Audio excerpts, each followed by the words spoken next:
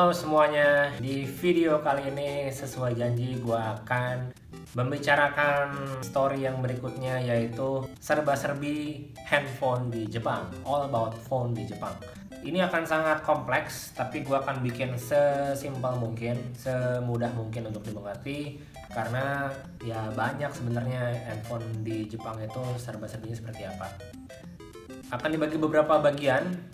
Pertama adalah dari pertanyaan yang paling sering dilontarkan. Apakah handphone Indonesia bisa digunakan di Jepang? Jawabannya iya, bisa digunakan. Ini adalah handphone gua, handphone Indonesia gua, LG L90 kalau nggak salah ya, ini LG L90. Gua beli dan gua pakai sebelum gua tiba di Jepang. Ya pokoknya sebelum gua pakai handphone Jepangnya sekarang, iPhone gue pakai ini, jadi bisa dipakai. Gimana cara pakainya? Biasanya yang menggunakan handphone Indonesia di Jepang adalah kalau untuk short stay atau untuk liburan, misalnya cuman seminggu atau 2 minggu paling lama. Nah, ada dua cara menggunakan handphone di Jepang. Yang pertama adalah pakai wifi, pakai router ya. Jadi bisa dibeli di airport. Begitu kalian mendarat, bisa langsung beli di counter internet. Itu bisa dibeli di situ untuk wifi router. Dan gue sarankan kalau kalian rombongan atau lebih dari 2 orang, silahkan beli wifi aja supaya penggunaannya lebih murah, bisa dibagi-bagi bayarnya. Sinyalnya lebih kuat untuk wifi, tapi ya memang harus deketan gitu, kalian nggak bisa jauh-jauh terpisahnya karena pakai sistemnya pakai router. Dan rata-rata bisa digunakan sampai 8 user sekali pakai untuk wifi-nya. Yang kedua menggunakan sistem kartu, pakai SIM card. SIM cardnya seperti apa? SIM cardnya yang SIM free, jadi tidak terikat kontrak, lalu bisa ditemukan juga di bandara. Kalau kalian sudah sampai kota, bisa ditemukan di banyak sekali tempat, convenience store semacam Lawson, Family Mart, atau 7-Eleven itu ada. Atau misalnya di yang benar-benar khusus toko elektronik yang besar seperti Yodobashi atau Big Camera atau Softmap, itu kalian bisa juga temukan ya. Pokoknya mudah lah untuk menggunakan handphone Indonesia, tidak perlu khawatir. Harganya berapa? Nah itu variatif. Kalian bisa tentukan mau berapa lama nih jangka periode waktunya. Ada yang cuma 7 hari, ada yang 14 hari, ada yang 1 hari bahkan. Nah itu harga mengikuti ke situ. Biasanya makin sedikit periode waktunya itu makin murah, makin lama ya makin mahal. Dan ada juga perbedaan di kuotanya berapa, kayak misalnya 2 GB atau 1 GB aja, atau misalnya pakai telepon atau enggak. Tapi gue sarankan gak usah pakai yang telepon, jadi kan bisa mengurangi biaya kalian. Karena di Jepang juga mau telepon siapa coba? Kalaupun telepon ya mending pakai aplikasi aja, pakai aplikasi kayak Line, BBM, WhatsApp, Viber, pokoknya yang bisa ada fitur atau service untuk teleponnya. Karena itu yang gue sering lakukan juga di sini, meskipun gue punya handphone Jepang, tapi gue kalau mau nelpon orang di Indonesia atau nelpon teman-teman gue dari sini, ya gue bisa pakai itu, Facebook Messenger misalnya, lalu ada Line atau apapun lah, pokoknya yang nggak perlu menggunakan seluler. Jadi bisa dipakai ya, harganya juga ngikutin aja, nggak terlalu mahal, start from 1000 yen, 1000 sampai 2000 yen lah. Yang berikutnya adalah sistem pembelian handphone di Jepang. Gimana caranya supaya beli handphone di Jepang, terutama untuk kalian yang long stay atau visanya visa pekerja atau visanya visa pelajar misalnya, yang jangkanya tahunan. Nah, di Jepang itu sistemnya berbeda dengan di Indonesia. Di Indonesia kita nggak punya sistem kontrak karena belinya terpisah. Jadi sistemnya ya istilahnya satu handphone bisa banyak sekali kartu gitu. Tapi kalau di Jepang nggak seperti itu, sama dengan negara-negara lain seperti di Amerika ataupun di Eropa, kontrak per 2 tahun. Jadi kontraknya per 2 tahun ya, rata-rata itu. Nah, kalian membeli handphone di sini, memilih handphone itu memilih provider. Provider di Jepang ada 3 yang utama, ada Docomo, NTT Docomo, yang kedua KDDI AU, yang terakhir ada SoftBank. Sebenarnya ada yang lain juga kayak Y-Mobile, Yahoo Mobile, ada juga yang lain-lain, tapi yang terbesar adalah 3 tadi yang gue sebutkan. Jadi kalian kalau mau beli handphone itu pilih providernya dulu. Biasanya yang paling mahal adalah Docomo, karena Docomo itu seperti Telkomsel Indonesia. Jangkauannya paling luas, sinyalnya paling kuat. AU kedua, menurut jumlah user ya, AU kedua. SoftBank baru nih, yang paling baru, dia yang paling kecilnya. Gue nyangkanya sebelum nyampe ke Jepang itu SoftBank itu kedua setelah Docomo, karena gue sering ngeliat teman-teman gue di Jepang itu makanya kalau nggak SoftBank Docomo, tapi ternyata Docomo itu yang pertama, SoftBank yang terakhir, diantaranya ada namanya au. Jadi misalnya gue mau yang harga yang paling murah itu ada di au, ya mahasiswa ya, jadi nggak bisa yang mahal-mahal banget.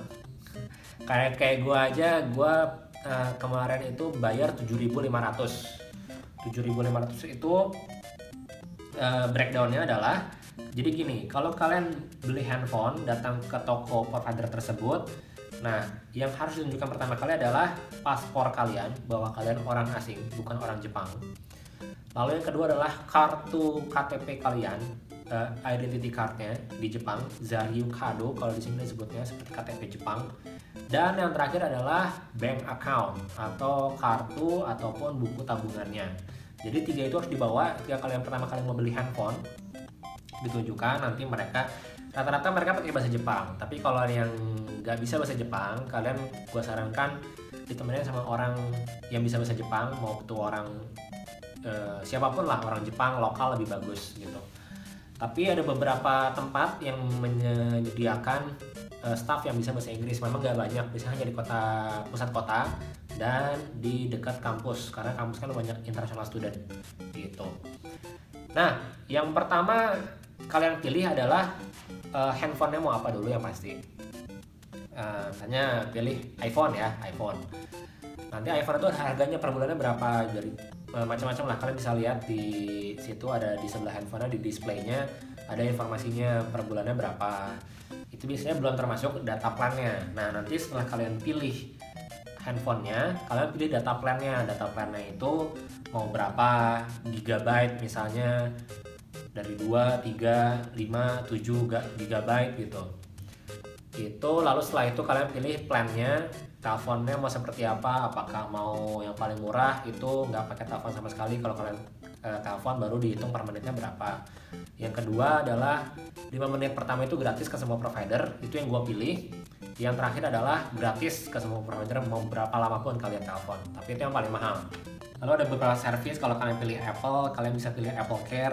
Jadi Apple Care itu kalau terjadi sesuatu dengan handphone kalian di cover oleh asuransi, tapi mahal Apple Care itu. Jadi ya gue mending jaga-jaga handphone gak kenapa-napa deh daripada harus bayar semahal itu gitu. Di total semuanya gue dapatnya 7.500 yen per bulan. Itu sudah termasuk handphone, sudah termasuk data plan, internet, telepon, SMS dan lain-lain.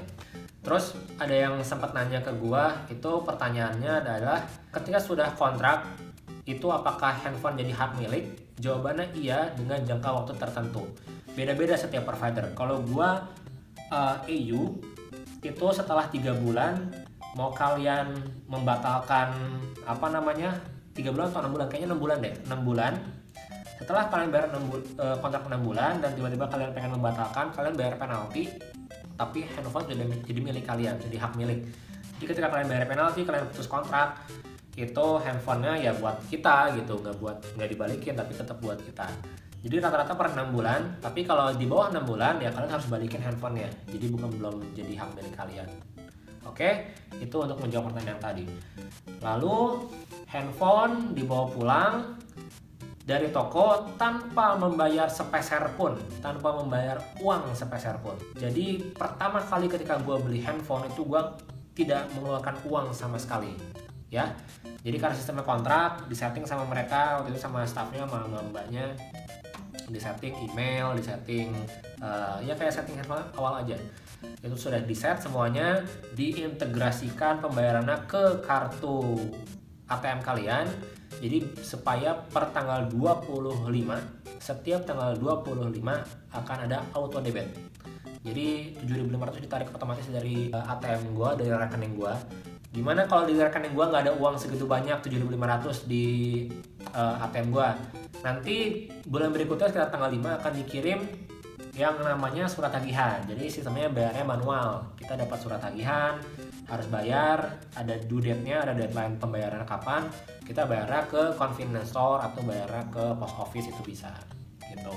Lalu handphone itu sendiri di Jepang. Sempat ada yang nanya kenapa iPhone sangat populer di Jepang. Oke, memang menurut data yang gua search di beberapa artikel, iPhone memang sangat tinggi peminatnya di Jepang. Memang belum mengalahkan total dari Android, tapi kalau untuk device, iPhone yang paling laku, yang paling tinggi. Kenapa? Itu kita harus melihat sejarahnya dulu. iPhone sampai di Jepang, gimana dengan Apple-nya itu sendiri selaku company. Jadi gini, ini gue dapet cerita ini di mata kuliah gue waktu di marketing di semester pertama ketika gue kuliah. Salah satu mata kuliahnya itu ngejelasin soal market share, lalu ada market joint venture dan lain-lain. Nah, waktu itu ngambil contohnya adalah iPhone. Salah satu providernya yang namanya SoftBank itu memiliki CEO yang namanya Masayoshi Son. Kalau kalian search di Google Masayoshi Son, itu adalah CEO dan chairman SoftBank sekarang. Itu adalah orang terkaya nomor 2 di Jepang setelah Tadashi Yanai. Tadashi Yanai adalah yang punya fast retailing atau biasa dikenal sama Uniqlo. Nah, orang nomor 2-nya adalah Son, Masayoshi Son. Ketika tahun 2008, Son mendatangi Steve Jobs. Waktu itu Steve Jobs masih hidup. Dia melihat bahwa iPhone itu future projection-nya akan sangat booming. Ketika itu 2008, iPhone baru ada seri yang sampai iPhone 2, yang OS-nya 2, yang original iPhone. Nah, dia ngedatangin Steve Jobs, ngedatangin kantor Apple, mau negosiasi. Gua pengen kira-kira interviewnya seperti ini ya. Kalian bisa baca di artikel banyak. Pokoknya jangan malas baca, silakan baca karena artikelnya tersedia di internet gitu. Jadi intinya yang dia minta ke Steve Jobs waktu itu adalah, gue pengen iPhone itu ada di market Jepang. Gue pengen sebagai penyedia provider itu, penyedia carrier itu untuk Jepang. SoftBank waktu itu. Jadi SoftBank sebenarnya awalnya itu memang bukan perusahaan carrier, perusahaan provider telekomunikasi. Memang dia bergerak di bidang itu, tapi lebih ke bisnis digital, lebih ke IT support, lebih ke ada e-commerce juga. Tapi memang belum fokus di carrier untuk seluler. Nah, makanya ketika itu Steve Jobs agak menolak ya dalam tanda kutip. Lo aja company-nya bukan carrier provider seluler, bisa-bisanya lo mau invest segini banyak ke iPhone gitu, yang memang saat itu belum terlalu booming iPhone, karena 2008 kita tahu masih zamannya BlackBerry, masih zamannya Nokia, masih yang feature phone seperti itu, Sony Ericsson lah ya. iPhone masih belum ada apa-apanya waktu tahun itu. Tapi Masayoshi Son itu yakin bahwa beberapa tahun ke depan iPhone akan jadi market leader, dan terbukti sekarang 2017, siapa yang nggak tahu iPhone, salah satu produk tersuksesnya Apple ya. Jadi Son itu visioner yang sangat keren menurut gua. Akhirnya deal 2010 ketika iPhone 3GS pertama kali muncul, itu selain di Amerika itu sendiri, salah satu pasar yang pertama dijangkau adalah Jepang, karena mereka sudah punya ikatan kontrak. Waktu itu dibelinya berapa billion dollar kalau nggak salah sama SoftBank ya. Akhirnya dapat itu kerjasama kontrak. Jepang jadi salah satu negara iPhone 3GS launching ketika itu, dan responnya campur-campur antara negatif dengan positif gitu. Positifnya mungkin di anak-anak muda nih, karena wah keren nih gue dapat gadget iPhone misalnya, tersedia di negara gue sendiri gitu, mungkin ekspresinya seperti itu. Tapi ketika itu Jepang masih menggunakan handphone yang flip. Kalian tahu yang clamshell yang dibuka tutup gitu? Kalian kalau yang sering nonton drama Jepang, drama-drama Jepang yang zaman dulu pasti ngeliat tuh yang handphonenya masih yang masih yang flip ya. Jadi karena mereka lebih fokusnya ke email, bukan SMS, bukan text message, tapi email. Jadi kalau temen nih baru kenalan, kalau orang Jepang itu ya zaman dulu bukan nanya nomor handphone lu berapa, tapi nanya iPhone lagi.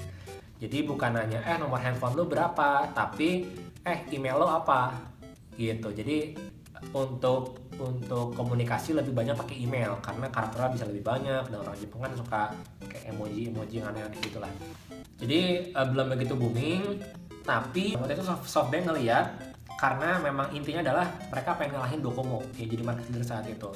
Mereka ngasih harga yang sangat rendah untuk sistem kontraknya. Makanya ketika itu orang Jepang beralih berbondong-bondong pindah ke iPhone sampai sekarang, karena memang service dari Apple-nya untuk Jepang itu sangat tinggi. Jadi setiap ada produk launching baru di Amerika, di Apple sana, itu Jepang jadi salah satu market yang dituju pertama kali, diprioritaskan.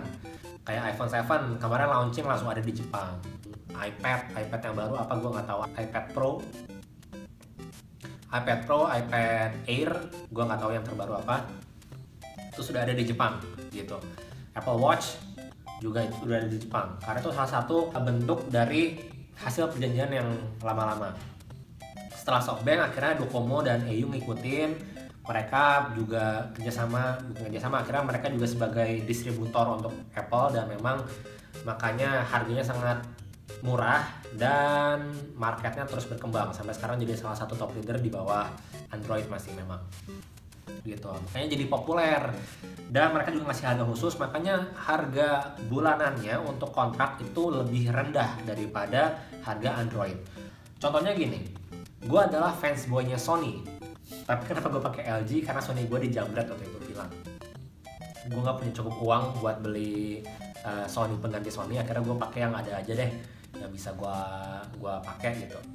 Gue penggemar Sony dari SMP, gue pakai Sony terus, produk-produk gue rata-rata Sony TV dan lain-lain yang gue bisa beli sendiri ya, kayak TV, lalu ada MP3 player dan lain-lain. Nah ketika gue sampai Jepang, gue udah mikir nih, Sony kan negaranya di Jepang memang kan, produk dari Jepang, karena gue mau pakai Jepang gue mau pakai Sony gue pakai Sony waktu itu yang lagi muncul adalah persaingannya antara Z5, Xperia Z5, iPhone 6 sama Samsung Galaxy S6. Gue compare semuanya tiga-tiganya, sama mbak-mbaknya gue dibantu. Memang harga device-nya Sony lebih murah daripada iPhone. Tapi kalau dihitung secara per bulan, biaya per bulan, itu jauh lebih murah iPhone. Karena gue nggak tahu, gue juga agak bingung sih, tapi yang gue pahami adalah iPhone ngasih harga khusus untuk yang kontrak. Jadi mereka banyak sekali diskonnya lebih banyak. Akhirnya waktu itu 7.500 untuk kalau gua langganan iPhone, dan 8.200 untuk 8.200 untuk Sony Xperia. Harganya kan lumayan tuh kalau dihitung per bulan kan. Akhirnya gue pilih iPhone dan meninggalkan Sony Xperia gitu. Akhirnya itu alasan gue kenapa pilih iPhone. Ya, karena untuk hitung-hitungan finansial, hitung-hitungan ekonomi lebih murah iPhone. Terus apalagi ya, sistem kontrak mungkin ya, sistem kontrak kelemahan dan kekuatannya apa, SWOT-nya apa, nggak sampai SWOT sih, SW-nya apa, strength and weakness-nya apa. Kalau di sistem kontrak, kayak tadi gue pernah bilang, salah satu kekuatan utamanya adalah kita bisa mendapatkan handphone tersebut tanpa membayar di bulan pertama. Jadi kita baru bayar bulan berikutnya. Jadi buat kalian yang nggak punya uang kayak gua gitu, di awal-awal nggak punya uang sebanyak itu untuk beli cash, dengan sistem kontrak kalian bisa mendapatkan device-nya, bisa mendapatkan handphone-nya tanpa harus membayar 0 yen, dan baru bayar di bulan berikutnya. Jadi kalian masih punya range waktu untuk nabung misalnya, untuk ngumpulin uang buat bayar di bulan berikutnya. Jadi sangat memudahkan, makanya itu salah satu alasan utama handphone bukan barang yang mewah. Jadi kalau ada temen di Jepang atau misalnya gue gitu ngebangga-banggain pakai iPhone 7, gue pakai iPhone 7 nih, lo di Indonesia belum pada punya kan, itu sebenarnya bullshit gitu. Karena di sini bukan barang mewah. iPhone itu semua anak SMA, anak kuliah pun bisa beli iPhone dengan sangat mudah dengan sistem kontrak tadi, gitu ya. Jadi menyombongkan sesuatu itu bukan hal yang keren. Intinya pesan moralnya itu. Yang kedua adalah feature atau service bawaan dari providernya. Kayak gue contohnya, ini salah satu contohnya adalah EU. Gue dari sini dapat EU Wallet. EU Wallet itu apa? Kalau di Indonesia kan adalah dompet EU. Jadi kayak mana ya? Mana sih?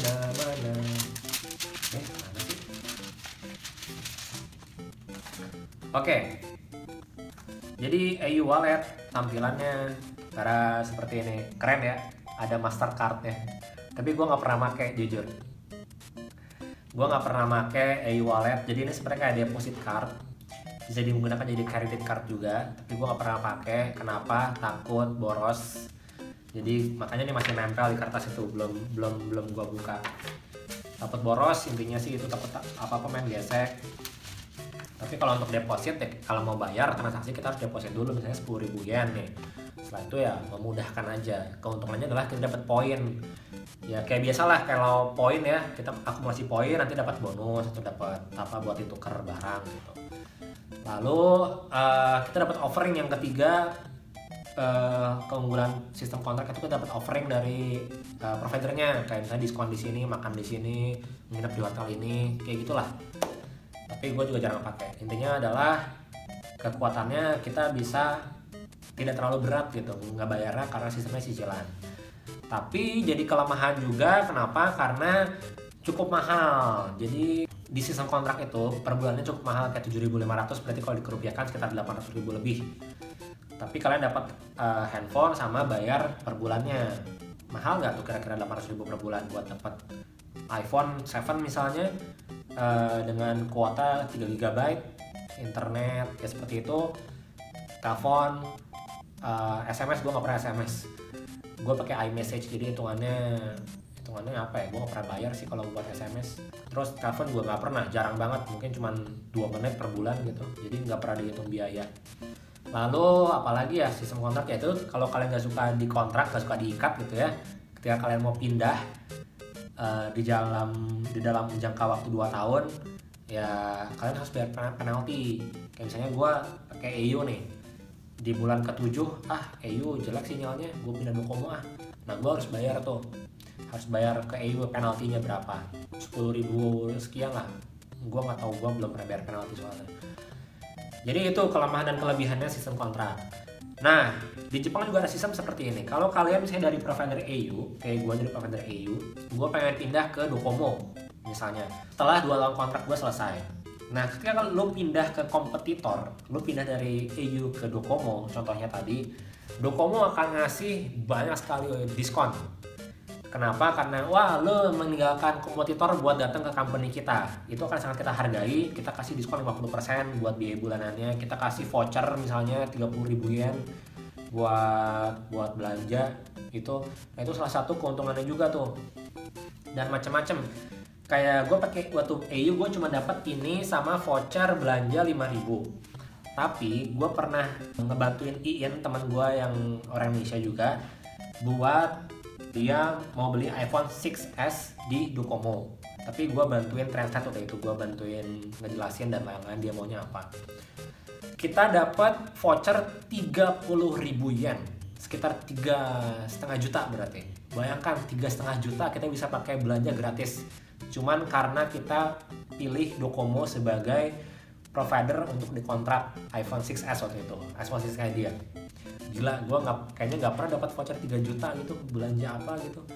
Akhirnya gue beli apa aja, kita bagi 2, dia beli sepatu, nggak tahu, gue beli jaket, gue beli macam-macam, topi, nggak keluar uang sama sekali. Gue beli power bank karena ya 15.000 ya, gue 15.000 yen, gue beli macam-macam lah. Bayangin 1,5 juta bisa dipakai macam-macam kan, gitu. Tapi ya teman-teman tertentu aja.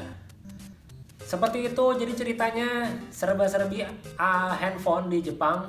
Semoga gak ada yang kelewat. Apalagi ya, kalau handphone Jepang bisa dipakai di Indonesia kah? Kebalikannya, jawabannya bisa, tapi harus di-unlock dulu. Ya satu lagi, ada yang nanya ke gua waktu itu, kalau bukan sistem kontrak, nanya spesifik iPhone sih, kalau bukan sistem kontrak, bisa nggak beli di Jepang? Jawabannya bisa, tapi hanya bisa beli di Apple Store. Kalau kalian mau beli Xperia, belinya di Sony. Kalau kalian mau beli Galaxy, belinya di Samsung.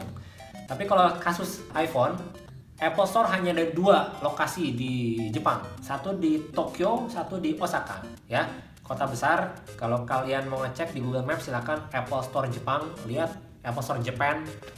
Lihat di Google Maps hanya ada di Tokyo dan hanya ada di Osaka. Jadi kalau kalian mau beli iPhone International Version, itu bisa dipakai di Indonesia, bisa.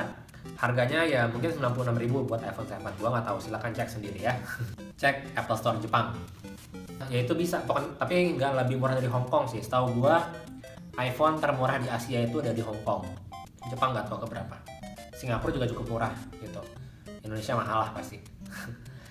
Oke ya, jadi seperti itu. Kalau kalian masih punya pertanyaan silakan taruh di bawah, silakan tanyakan di bawah. Sebisa mungkin akan gua jawab tentang handphone di Jepang. Don't forget to subscribe, don't forget to share this information to your friends, to your colleagues, to your family. Thumbs up, comments below, and sampai ketemu di video berikutnya. Mungkin berikutnya, story berikutnya adalah tentang part-time job, karena cukup banyak yang nanya gue tentang part-time job. Selengkapnya ada di video berikutnya, makanya jangan lupa subscribe yang belum subscribe. Sampai ketemu lagi, dadah.